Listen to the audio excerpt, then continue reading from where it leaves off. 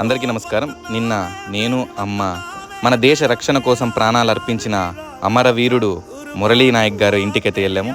అక్కడికి వెళ్ళిన తర్వాత అక్కడ పరిస్థితి చూస్తే చాలా బాధ అయితే అనిపించింది. వారి అమ్మ నాన్న బాధని మనం ఎవ్వరూ తీర్చలేము. ఆ అమ్మ ఒక మాట అయితే చెప్పారు. అదేంటంటే మురళీ నాయక్ గారు ఒక మాట చెప్పారంట. అమ్మ, నేను దేశ పోరాటం కోసం వెళ్తున్నా, నేను దేశం కోసం పోరాటం చేయాలనుకుంటున్నా అని చిన్నప్పటి నుంచి చెప్పేవాడంట.